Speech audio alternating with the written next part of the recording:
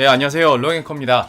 오늘은 증시에 대해서 한번 이야기를 해볼까 합니다. 아마 이 채널에서 주식 얘기하는 거는 처음인 것 같은데요. 그냥 종합 뉴스에서도 증시 급락 얘기들 워낙 보편적으로 많이 나오기 때문에 왜 이렇게 시장이 급락하고 있는지에 대해서 간단 명료하게 정리를 해보도록 하겠습니다. 우선 현재 우리나라 증시의 상황이 어떠냐, 연중 최저점, 그러니까 올해 들어서 최저치를 계속 경신하고 있는 모습입니다. 지난주에만 코스피가 4일 연속으로 연중 최저점을 경신했고요. 결국 한 주 사이에 2100선도 무너졌고, 이제는 이번 주 들어서 2000선을 지켜줄 수 있을 것인지까지 걱정을 해야 되는 상황인 거죠. 코스닥 역시 연일 하락세를 기록하고 있는데요. 벌써 1년 만에 최저치까지 떨어진 상황이죠. 그러면 우리나라 증시가 왜 이렇게 많이 떨어지느냐?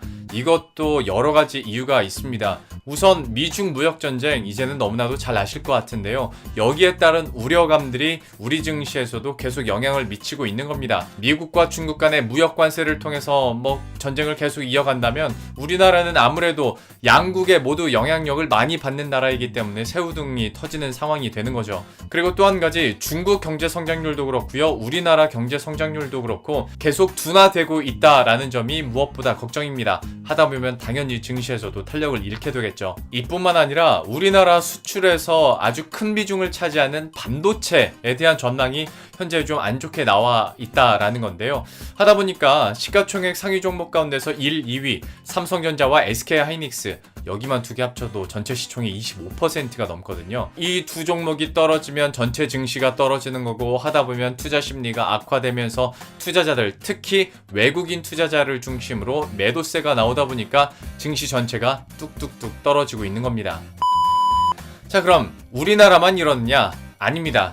중국 증시 말할 것도 없고요. 특히 올해 들어서 모든 나라 그리고 신흥국들이 힘들 때도 나홀로 잘 나갔었던 뉴욕 증시마저도 지난주에 급락세가 계속 연출이 되는 모습이었어요. 하락폭도 굉장히 컸는데요. 자, 여기서도 이유를 한번 찾아봐야겠죠. 첫 번째는 미중 무역전쟁, 당사자니까요. 당연히 악순환이 계속되고 있는데, 이전까지만 하더라도 미국과 중국의 무역 갈등이 조금은 줄어들지 않을까 기대도 있었던 것이 사실인데, 지난주에 트럼프 대통령도 그렇고요, 그리고 중국의 고위 관료도 그렇고 다시 한번 긴장이 높아질 만한 스탠스의 워딩들을 내놓으면서 다시 한번 시장에서는 긴장을 하는 모습이었습니다. 특히 무엇보다 미국도 그렇고 우리나라도 그렇고 3분기 실적 시즌을 지나고 있는데요. 실제로 미국의 주요 기업들이 미중 무역전쟁 도중에 일어났던 어떤 무역 관세 부과, 이런 영향으로 인해서 실제로 비용이 늘어났고, 이것 때문에 시장이 예상했던 것보다 더 적은 실적을 내놓은 주요 기업들이 있다 보니까 시장에서는 이제 그 여파가 실제로 부메랑이 되어서 돌아오는구나 라고 숫자로 확인할 수 있었던 거죠. 때문에 이것에 대한 불안감이 미국 증시를 끌어내리고 있는 모습이고요. 이외에도 많습니다. 11월 6일에 앞두고 있는 중간선거에 대한 불확실성도 있죠. 또 유럽으로 넘어가면 이탈리아의 내년도 예산안을 가지고 EU 집행위원회와 지금 갈등을 빚고 있는 거거든요. 이것 때문에 다시 한번 미국 증시에까지 불안감이 나타나고 있고, 사우디아라비아의 정치적인 문제들, 언론인 피살 의혹과 관련해서 사우디와 걸친, 그런데 지금까지 미국과 사우디가 암묵적으로 굉장히 친밀한 관계였었거든요. 서로 무기를 주고 팔기 때문에. 그런데 여기서 미국을 제외한 대다수의 국가들이 사우디아라비아를 좀 비판하고 있는 상황이어서요. 여기서 미국이 어떤 스탠스를 갖춰야 될지 좀 갈팡질팡하고 있는 것 같아요. 하다 보니까 이런 이슈들까지 얽히고 설키면서 뉴욕 증시도 큰 폭으로 하락세를 기록하고 있는 겁니다. 이것 때문에 지난주 그런 낙폭으로 인해서 지금까지 S&P 500 지수 한 9개월, 10개월 동안 신나게 올라갔었던 거 단숨에 상승분을 모두 반납하고 현재 마이너스 수익권을 기록하고 있는 상황인 거죠.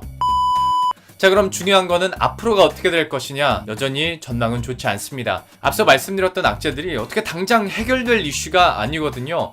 중간선거 11월 6일 지나면 불확실성이 해소될 거다라는 전망들이 이전엔 있었는데, 지금으로서는 아마 중간선거가 끝나도 이런 불안 심리들, 그리고 그때 가서 트럼프 대통령의 스탠스가 어떻게 바뀔지 아무도 모른다라면서 여전히 좀 보수적인 대응을 추천하고 있는 상황이고요. 그리고 주요 투자은행들도 조금은 보수적이고 그리고 암울한 전망들을 해놓고 있는데요. 그 중에 하나로 모건 스탠리의 마이클 윌슨 수석 전략가는 S&P 500 지수가 앞으로 4주에서 8주 정도는 지금으로부터 한 6에서 8% 정도 더 하락할 수 있다라고 경고하기도 했습니다. 앞서 말씀드렸던 것처럼 어떤 무역 관세, 미중 무역 전쟁에 대한 불안감들이 실제로 실적에 악영향을 주고 있는 것으로 나타나고 있는데요. 지난주에 발표한 연준의 베이지북에서도 이런 무역 관세로 인해서 향후 기업들의 실적 증가세가 둔화될 수 있다라고 우려를 하고 경고를 했습니다. 자, 이런 상황 그리고 이런 암울한 전망들 속에서 우리나라도 좋은 전망이 나올 수는 없겠죠. 여전히 어디가 바닥인지 계속 확인을 하고 있는 과정인데요. 앞서 말씀드린 것처럼 하나 당장 해결될 일들이 없다 보니까 지금 펀더멘털이 무너진 건 이미 무너졌고요. 지금은 시장이 센티멘트로, 그러니까 심리적인 불안감으로 그냥 쭉쭉쭉 내려가고 있는 상황이에요. 하다 보니 전문가들도 어디가 바닥인지 알 수가 없는 거예요. 펀디멘탈로 뭔가 계산을 하고 분석을 해서 그래도 여기가 저점일 것이다 라고 전망은 할 수 있겠지만, 센티멘트로 계속 쭉쭉 떨어지는, 투자 심리가 위축돼서 떨어지는 시장에서는 이거는 어떻게 할 수가 없는 거거든요. 그래서 전문가들은 지금은 보수적으로 판단을 하고 여기서 많이 떨어졌다고 내가 추가 매수를 한달지 하는 것에 대해서는 좀 자제해라 라는 얘기를 하고 있는데요. 주식 격언에 무릎에서 사서 어깨에서 팔아라 라는 말이 있죠. 지금은 무서울 줄 모르고 계속 떨어지고 있는 상황인데요. 생각해보면 무릎에서 사려면 발목을 확인해야 됩니다.